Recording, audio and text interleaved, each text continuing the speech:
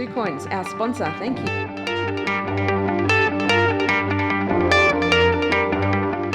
Pleased to meet everybody, and good morning. Alan Endres. My background's in an early life as an accountant. Got involved with mergers and acquisitions, takeovers. Lived and died by that. A lot of litigation. You can read my profile. A lot of litigation. I'm also a self-proclaimed, very happy bankrupt at this very point in time. So I throw that out to everybody. I have no issues with that. I'm a deliberate bankrupt because I'm involved in some pretty serious cases with the government. I can get out of that anytime I like. So if you look at some research on me, it's quite an interesting read. Also involved with thoroughbred racehorses and quite enjoyed that as a side. Zoocoins has been a project 4.5 years in the development. I've come from also a payment system product that we'd produced, and always looking for that end result in terms of transferability of digital value. And we believe we've succeeded that with Zoocoins through a young gentleman called Robert Novak, who's we call him S2, Satoshi 2, so there's a bit of humour in that, but certainly we'd like to share that with you. Thank you. Okay, Alan, first of all, thanks for the coffee cart. We're really excited to have coffee on Zoocoins, so everyone give a round of applause to our coffee provider. No, just enjoy that, ladies and gentlemen. And tell us a bit about what's happening at Zoocoins, and I'm particularly interested in your opening statements as well, so tell us a bit more about that.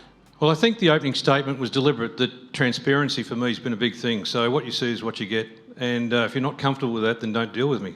And that's been my philosophy for a long time. So there's 7 billion people on the planet that I can get to know, and this is one lovely bunch as well. But I raised that as well because the FTX highlighted exactly what Max said, the human element. And contrary to popular belief, I do look a bit older than I look, but 35-year anniversary of the stock exchange collapse in '87 was my learning curve into the world of finance. Certainly got rid of my tax problems, but that didn't help when the crash happened. And the human element was a big part of that.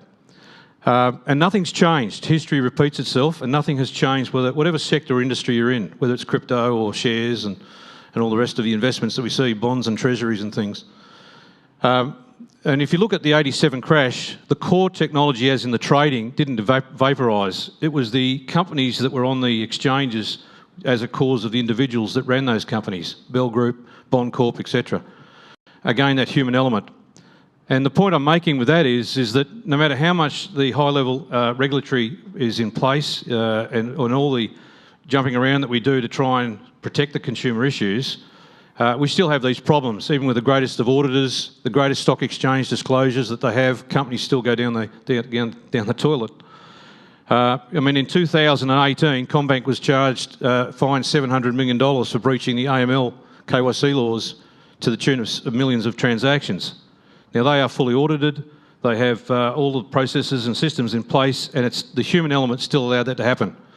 Same with Westpac with $1.2 billion in 2020. And even in 2021, CommBank was criminally charged in relation to false material provided to consumers or dead people.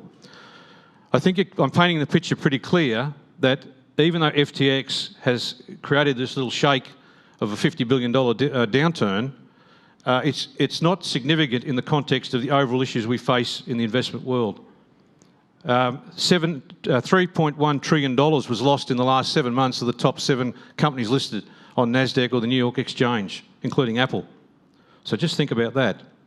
What you have to do is go back to the core of what you want to do with your consumers. And what we found with our patented technology of split lock, we realised we could decentralise and put that power back in the hands of the individuals, clearly from the outset. But we had to build our protocol, our layer 1, from ground up. We couldn't rely on blockchain, and we built what's called split chain. Now, just quickly on that, instead of protecting data, we fragment data, we put it into millions of bits, we create packets, and we store that data around the world at various servers. I'd invite anybody to try and hack data that you can't access. And with that, we then realised we could fragment the blockchain and create bits of data that the chain itself doesn't need to be storing 30 years of history or 10, 12 years of history of ledgers. Now, as an old accountant, let me put this to you. We have balance sheets every year. And the reason is we don't want to carry around 10 years of cash books. B, that we now have computers that can access that data now and store that. The reality is you only want the rolling balances or the last few transactions to follow through with, and that's what split chain does. Our nodes only cache sufficient information that's not reliant upon validation or verification by any miners in that instant. And what that does is puts the power back into the hands of the peer. The peers actually conduct the transactions amongst themselves and validate, as long as they can find the truth that's held and contained by those cache nodes. And there could be millions of nodes, truly decentralised, which means the power is there that you don't need to reside any coins whatsoever with any exchange on the planet. We're dealing with 6 at the moment. We're creating our own bridge, which is called Zubot, so that you at all times can have your coins residing with you 24/7, no problems at all. The real problem is mass marketing, and how do we get the masses to use and accept and be comfortable with crypto, even more so than your bank? And we've achieved that. I'd invite you to just use the QR code, download an instant wallet. The team will send a coin to you, and we have the world's first 2-factor authentication. You cannot screw up a transfer of a coin between a sender and receiver. It's the world's first 2-factor authentication, which is even stronger than any of the bank systems today with what we see.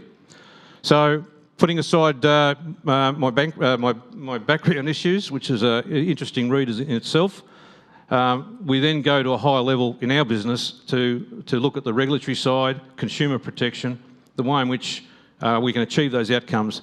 Because at the end of the day, my trusts are very big owners of significant sums of coins and value, and I don't want to lose them in an FX debacle. So that's the Zoocoin split chain story. I look forward to learning more about split chain.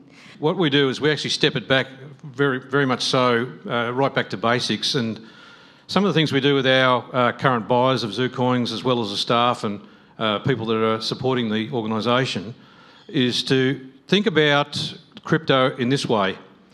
Go to the ATM this morning, pull out $100, put it in your wallet, and then start to think about that analogy as to exactly what digital or Bitcoin or Ethereum is in that relationship. Because I can assure you, if you've got $100 in your wallet, you're not going to share your wallet or that $100 with random third parties or anybody for that matter. You've taken ownership and possession of that wallet and that cash. You're certainly not going to just hand it over to any third parties unless you get something in exchange. Whether you're dealing with merchants, you expect something in return. And you certainly expect that when you're dealing and putting that money with investments elsewhere, that you know exactly where it's going and how it's going to end up.